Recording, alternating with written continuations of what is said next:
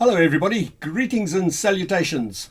As you can see, I'm back on my feet. Okay, I'm wobbling a little bit like a drunken sailor. I've got a very pronounced limp, but that's disappearing day by day.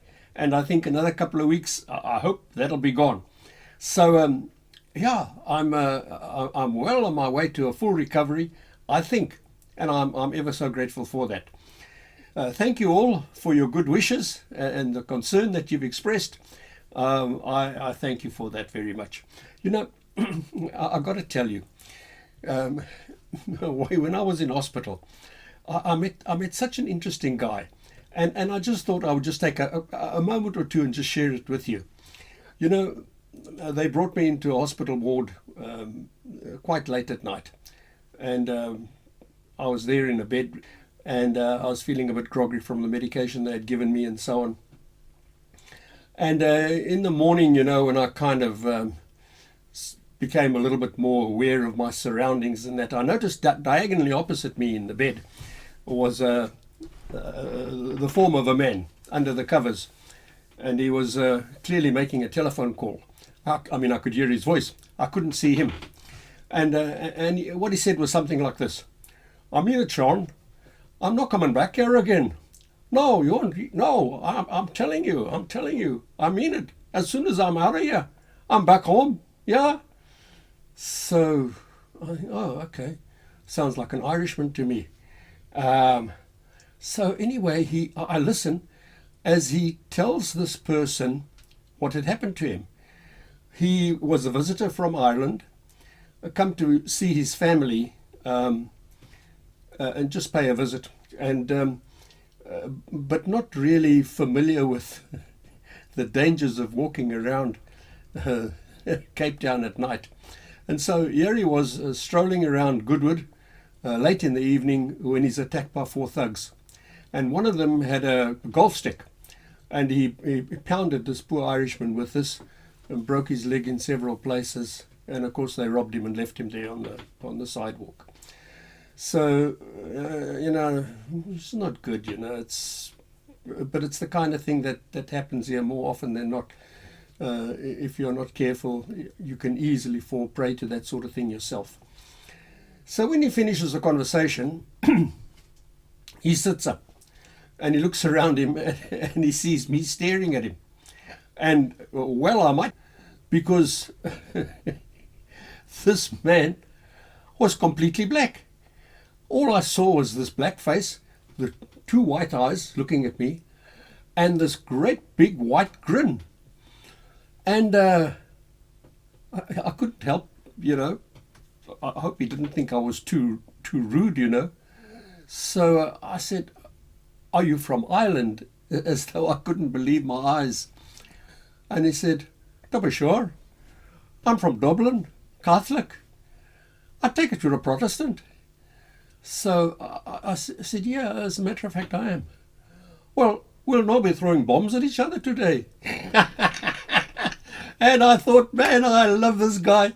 What a breath of fresh air. What a character. Man, I really enjoyed his company. And over the next couple of days, we got to know each other reasonably well. I think I can say that.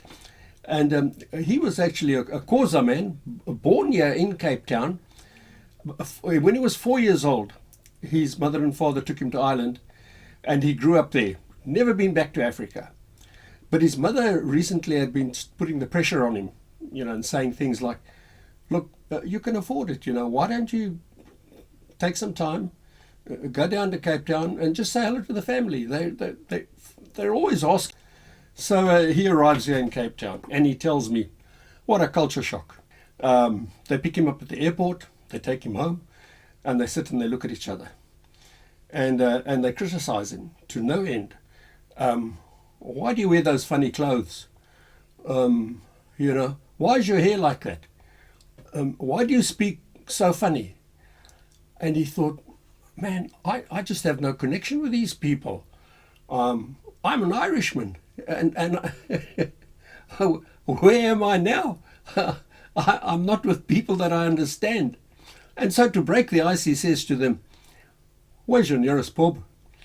I'll take you for a pint." They said, "What?" He said, "Pub. Where's your nearest pub? They said, what are you talking about? I suppose if he had said Shabin, they would have understood him. And he said, this is how it went on for a couple of days. There was no communication between us. Really, we had absolutely nothing in common. And I started missing home. I wanted to go home. And so it was that one evening he went wandering around, and he became victim to the sort of crime that is so prevalent here in South Africa. So but what an interesting man, I must say. He left me with a lot to think about. I was very sorry when they discharged him eventually, and we said our goodbyes. And I often think of him, and as I said, it's given me a lot to think about. But hey, we're not here to talk about stuff like that. I just thought I'd mention that. We still have one or two questions left over from that request that we made a few months ago when we invited you to submit any questions that you might have. We've dealt with most of them. I think there's about 3 or 4, perhaps not that many to go. So perhaps we can just get stuck into that straight away. Is there any modern individual equipment that you think would have been helpful then that exists now? Well, it is amazing the sort of equipment that is available today. I look on the internet and I just shake my head almost in disbelief at the power of the weaponry that is available to the military forces in this age.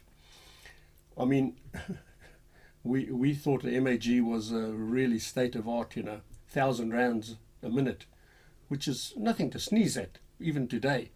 But I mean, some of these machine guns that they have now, I see 2,000 rounds. I mean, I think I saw one 3,000 rounds a minute. It's like tracks over the gunner's shoulder, feeding the ammo into the weapon. And you can hardly hear it firing. It's like one continuous growl. You can't even distinguish between the individual shots. Yeah, it's all good and well, but that sort of stuff wouldn't have helped us very much, I think, in the Bush War. I mean, for a start, who's going to pay for all that ammunition? 2,000 rounds a minute, there it goes, boy, gone. But more to the point, who's going to carry it into the contact?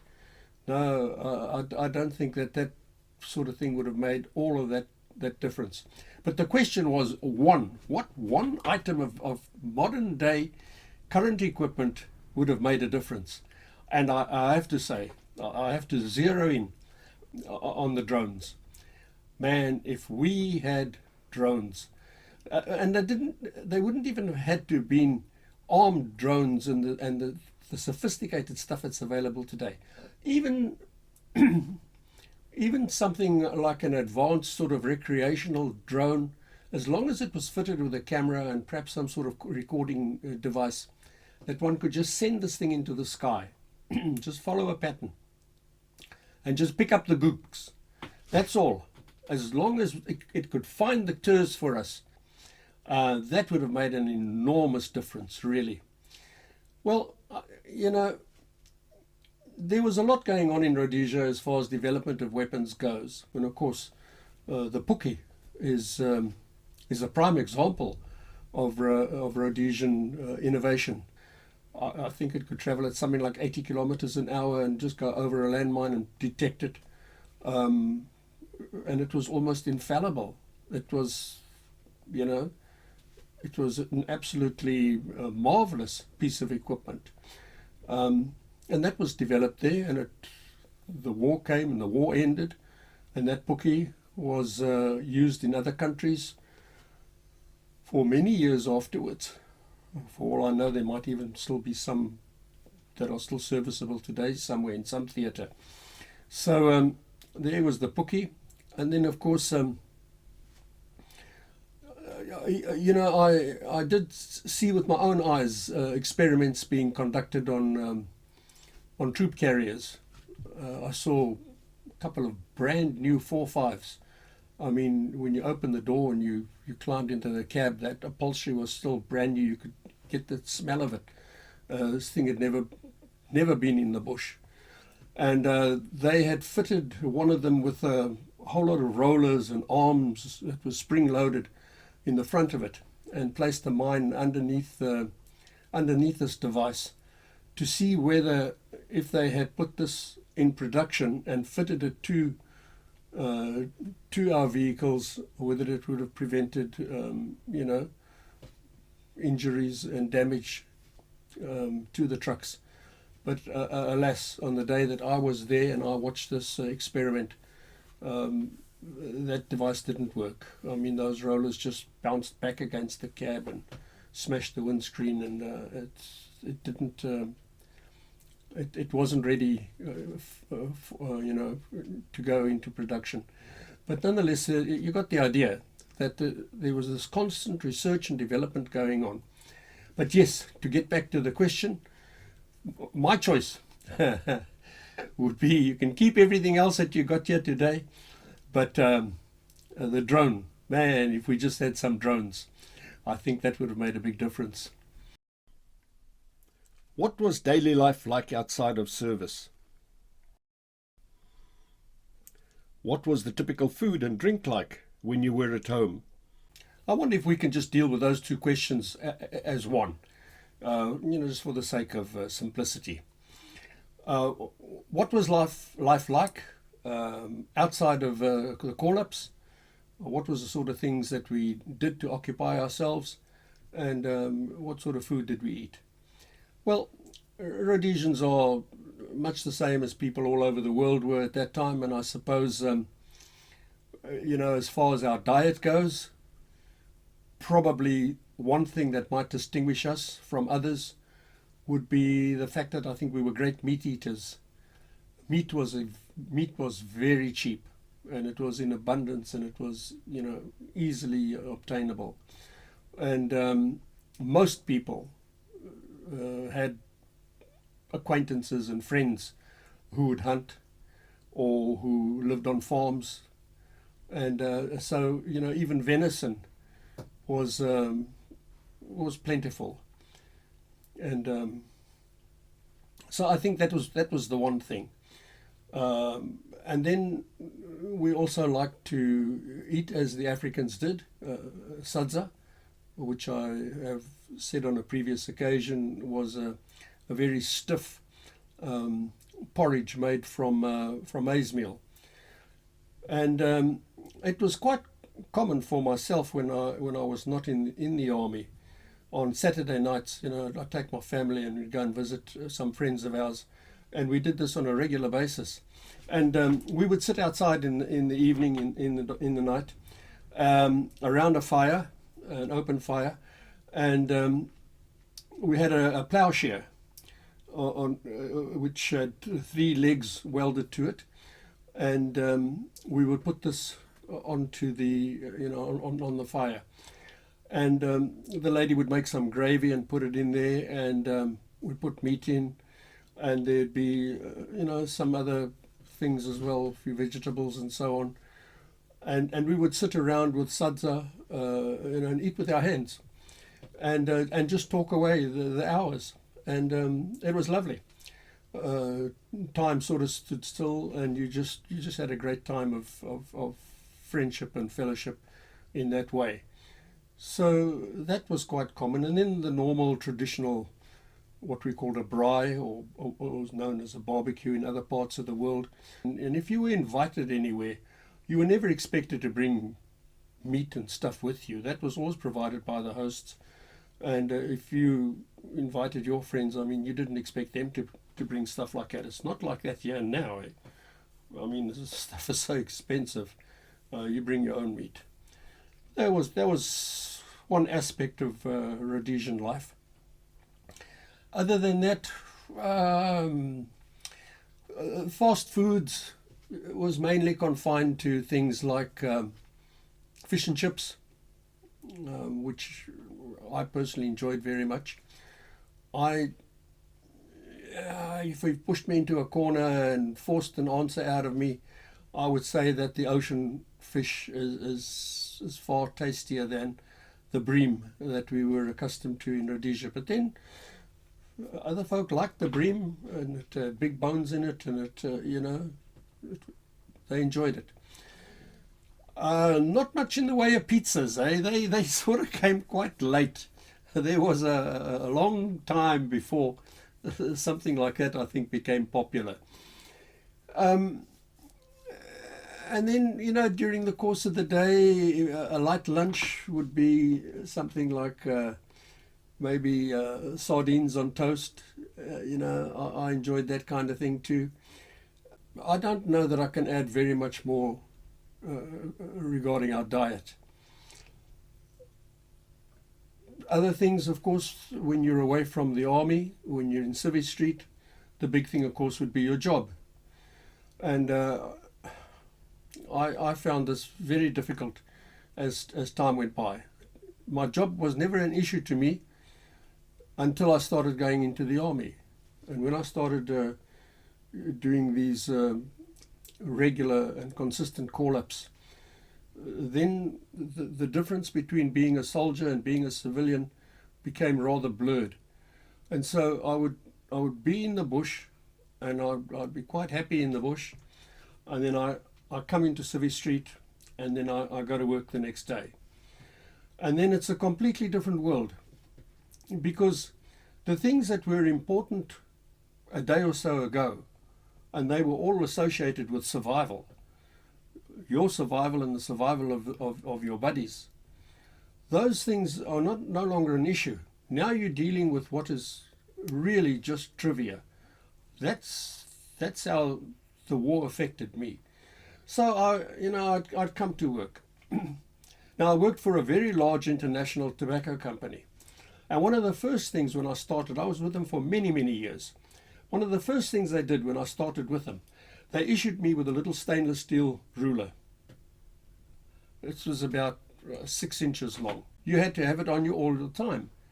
And lo and behold, if the foreman had to ask you, where's your ruler, and you haven't got it because you left it in your coat pocket and it was lying at home or something, you'd have to go home and fetch it and clock out and clock in when you come back. And you'd also have your ears chewed off for not having that on you. So the purpose of this ruler was, you would maybe be at a packaging machine, and it's wrapping cellophane around a packet. Now, in order for the customer to take the cellophane off the packet, there'd be what is called a tear strip. And this is just a little strip of colored cellophane, which has now been bonded onto the wrapping. And you just grab this between your thumb and forefinger and you turn it off, and then you can remove it from the package. But these things, sometimes setting up the machine was a real problem. And there was a card with specifications on. I'm just saying all of this by example now. So you're at the machine, and you've got your little ruler, and the machine is running, and that tear strip, the overlap is just slightly out. Now you've got a tolerance, so you can take your ruler and you can measure it, and it was whatever it was, 0.3 of a millimeter or something crazy. If it exceeded that, you had to stop the machine. Now, there's an African there who packs the stuff away. He catches it off the machine and he puts it in a box. And he hasn't got a ruler. So the quality control lady comes along a few hours later, and she sees, oh no, this thing is a millimeter out, or whatever it is. Stop the machine. Big problem. Call the foreman. Major investigation. Where's the setter? How is this possible? Now there's a couple of hours maybe worth of production, and it's all rejected. And I used to look at this kind of thing and I'd think, man, this is madness. This is total madness. I mean, I've stood in many a shop and a guy walks in. Give me a packet of 20s, please. Shopkeeper takes it off the shelf, gives it to him. I've never seen anybody look at the tear strip or even pull out a little ruler. In fact, you would have to teach them about quality before they would give that back to the shopkeeper. They're quite happy with it. And we had another company in opposition to us by the name of Texan. I think that they were located in Masasa. Now, the Texan cigarette had to look rugged. So I was told that there's no quality control there. They just run the machines. As long as there's 20 cigarettes in the packet, that's fine. That's acceptable. It doesn't matter what the ends of them look like. It doesn't matter what the wrapping looks like. It doesn't matter. Nothing. It's got to look tough and rugged. And they even had a slogan, that we used to repeat. Smoke Texan and cough like a cowboy. But talking about slogans, every year the company I worked for would have a stand at the agricultural show, and they try and put on something special for the public. Sometimes we'd have a machine running there.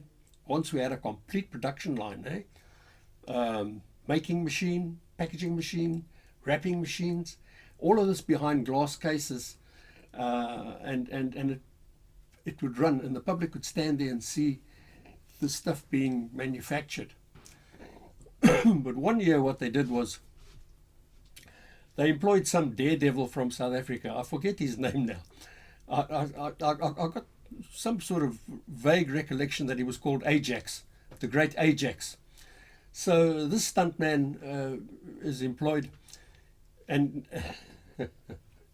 one of the cigarettes in our range of products came in a red packet, and it had a slogan, for after action satisfaction, light up Lexington. So Ajax comes along and he rigs up all his equipment next to the stand that we have, and he's got this huge pylon that's supported by cables, and it towers up into the sky, and at the top he's got a cable tethered there, and that comes down at about a 45-degree angle down onto the ground, and it is anchored there. And he's got a motorcycle with no tires on the rims, but underneath each rim is a bracket arrangement with a roller. So once this thing is now put on the cable, it can't fall off, in theory. Now the show is supposed to go like this: that Ajax puts a packet of Lexington into his overall pocket, does up the button, gets on his motorcycle, and rides up this wire to the top. And when he gets there, he stops, and then he does a few around a few times until it's upright again, and then he comes on down. And then when he gets off the bike and the crowd is standing around there, in amazement, he takes out a Lexington, and he says, for after action satisfaction. So it's a good plan, eh? And but it didn't work out because just before the show's supposed to start, there's a commotion outside, and they send for the sales director, and he goes out there, and lo and behold, there's two uniformed BSAP patrol officers, and they've got poor Ajax almost by the by the scruff of the neck, and they're about to put handcuffs on him. So upon inquiry, it turns out that these two policemen were walking past, and they could smell what we call dacha, cannabis, weed or whatever, and it's got a pungent smell to it. And so of course they investigated this, and there, sitting next to his motorcycle, was the great Ajax, with a joint in his mouth, puffing away merrily. Well, of course, that's against the law in Rhodesia. You can't do that kind of thing. Moreover, not in broad daylight, here in a public place. I mean, that is just really being provocative. So they're about to take him off to the police station. They're just waiting for a patrol car to rock up. So the sales director he's enraged. And he says to Ajax, "What were you thinking? What was on your mind? Why have you done this?" So Ajax says to us all, "Look up there." And every eye turns upwards to where this cable disappears almost into the clouds. And he takes out his Lexington and he says, "Do you think that this thing can get me up there?" Oh, dear me. Anyway, enough of work, okay? Enough of work. What else did I do while I would be away from the army? And then I loved riding my motorbike. You couldn't go far out of town anymore at that stage, but at one time I used to go for long rides. I always enjoyed riding my motorcycle. Um, so, well, I still rode it around town if I had to go anywhere. So, yeah, that was also part of it. But you know what I really enjoyed doing. I went to a very good school, I must say, but to my shame, I have to confess to you that I wasted a lot of time there. I should have applied myself better, but I didn't. And the reason why I didn't is because I somehow had what I thought was a greater interest in life, and that was the cinema. Um, my classmates would go home and get stuck into their homework, and that always surprised me, because I couldn't do that. I just didn't have the self-discipline. I would go home. I had an uncle who had passed away, and in his flat were a number of paperback novels. I feel like saying to you hundreds. It may have been, I don't know. I know it was many, many suitcases full of this that was brought to our home because I kicked up a fuss and I asked if I could have these. And so they were given to me. But they weren't for reading, although I did read quite a lot at one time. But what I would do is I'd take two of these novels down to a bookshop called Toomer's Books. Where would they have been now? Peak Avenue, maybe? I don't know. It was a little place. You would go up some stairs, and there were these wooden shelves full of books, and I could go to the man at the desk there at the counter and give him these two books, and he'd give me enough money for an admission ticket and a cool drink at the cinema. And so I'd be off, usually to the Princess Cinema, but more often than not to the Palace. And I would just while away the afternoon looking at movies. And it was an enchanted world for me. I would sometimes come out of there, and it's hard to explain. I would walk out, and I wouldn't be sure where I was. Sometimes it would be nighttime, and I would be so disorientated trying to remember when did I come to the afternoon show, or did I come here in the evening, or what? Or it may have been raining, and I can't remember that it was raining when I came there. So I lost all touch with reality, as it were, as I sat in that cinema. And most of the films in those days when I was at high school were black and white movies. Those guys, they really knew how to work with lighting, and this fascinated me. I would look at this and I would try and analyze how the movie was made and put together. And so it wasn't just from the entertainment point of view. I developed a real interest in the industry, as it were. And of course, when I grew up and I left school and I started working and I was able to, I started spending money on motion picture equipment. Now, I couldn't go into 35mm because that was far too expensive, but I was quite happy to work in a 16mm format. And so I had found a place called Cochrane's. It's actually a boat yard. You'd think that's the last place to go and buy camera equipment, but there was a tall salesman there with blonde hair, and whose name escapes me now. But he helped me an awful lot, and I don't know what he was doing selling boats, because he had a in-depth knowledge of movie making. I mean, he could talk about all the terms, contre-jour and optical spirals and things like this. And he wasn't like the sort of people you'd find behind the counter in a normal photographic shop. He knew what he was talking about. And he would order equipment for me, and so I ended up with very good state-of-the-art Bolex equipment from Switzerland with Kern lenses, and I must say I had the best. And so for a while, I worked, say, freelance, producing a few documentaries, a couple of commercials.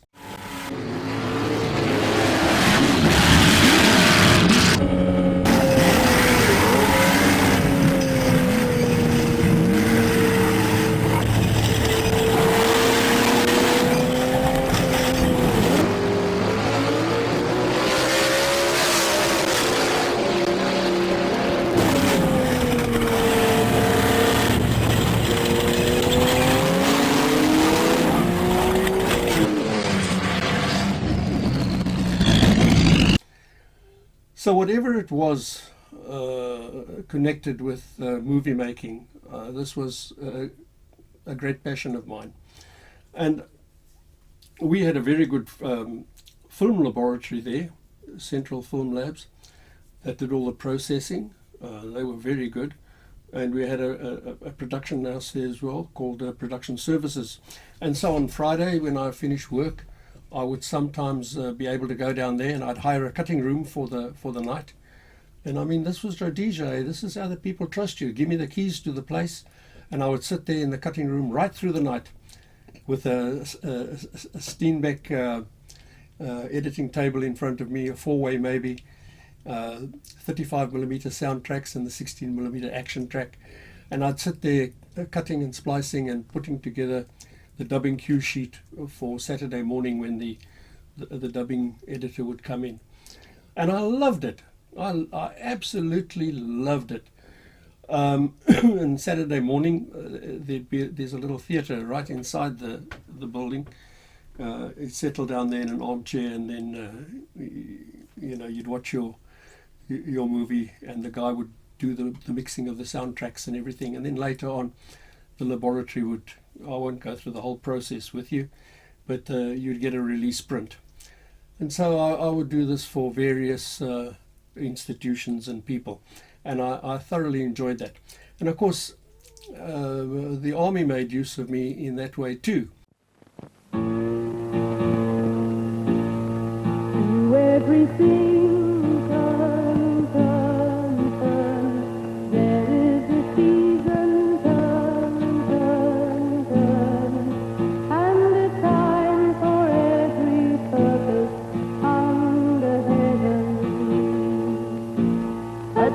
to be born, a time to die, a time to plant, a time to reap, a time to kill, a time to heal, a time to laugh, a time to weep. To everything turn, turn, turn, there is a season, turn, turn, turn. And a time for every purpose under heaven. A time to build up, a time to break down, a time to dance, a time to mourn, and a time to cast away stones, a time to gather stones together. To everything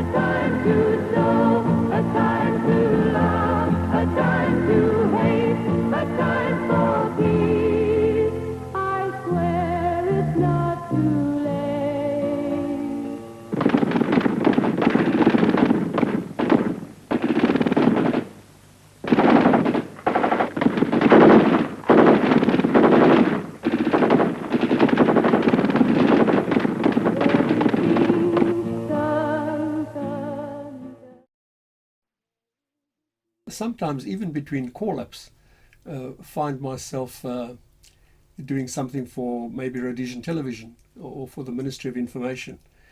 And, I'd go along sometimes it'd be a group of journalists that were going to be shown around the operational area, and so I'd go along and film this, and it would go on the news in the evening. And the army loved it because, they didn't need to bother with any indemnity forms or anything for me because I was a soldier. It was another, if you like, a pair of boots nearby if anything did go wrong. And of course, as far as the catering goes, I laugh because we ended up at 2 Indep barracks at Kariba once. We flew there in a Dakota with a whole group of dignitaries. Lady Graham was amongst them. So I don't know who arranged the seating in the plane, but I was the last to board because I got my camera in my box and all the other stuff, and I still got my rifle with me, and and I'm in uniform. So the only seat empty is right next to Lady Graham. So I go and sit there, and she smiles and introduces herself, and I, say, how do you do? And of course, the top brass of the army that were on board the plane felt that this was not right. So before that plane even moved an inch, there was a tap on my shoulder, and some officer said, excuse me, I think you better go and sit there where I was. I said, it's fine, okay. So I take all my stuff. The deck floor is like this. I grope my way up to the seat. I sit down, and but I'm there to make a movie. I'm not bothered about the politics of rank or anything. Anyway, we get to Kariba. We land there, and now there's a big luncheon being organised up at the barracks, and they've got a like a marquee organised. Yeah, they've gone to a lot of trouble, eh? So we are all told we can sit down now, and there are orderlies there, army guys, waiters. So I sit down, and the next minute one of them comes up to me and he whispers to me. He says, "Excuse me, you can't sit here. Come with me." So I stand up, and he takes me away from the crowd, down a few steps, almost like an outdoor balcony. Perhaps some of you who have been stationed there at 2 Indep, you'll know the spot I mean. So I stand there, and I can look from there. I can look across the lake, and I'm wondering, well, what am I going to do to eat? And I'm hoping this guy's going to come back and bring a Cornish pasty or something with him. When the next minute somebody approaches me, and it's a senior member of the BSAP. I don't know their ranks so well, so I wasn't able to see who he was, but this guy had authority, eh? So he's got the waiter with him, the orderly. So he says, "What's he doing here?" And he points to me. So this poor man mumbles something about, well, it's for officers only. So he says, "What? You want to feed him with the chickens? Is that what you brought him here for?" So he says to me, come on, come with me." And I still say, "Oh, that's okay, sir, it's all right." He says, "No, come on." So we go there, and this man is not beyond making a spectacle of all of this. Eh? He stands to his feet over there. He doesn't sit down, and he calls somebody over, and he says, "Get this man a chair now. Put it here next to me." There's no room, so everybody's got to move up a little bit, move their chair. I really felt as though I stuck out like a sore thumb. But, well, I'm very grateful to that man. So, but it also was the last time that it happened. I didn't have that sort of thing, so I don't know how the word got back to the to the CO that hey, this is not on.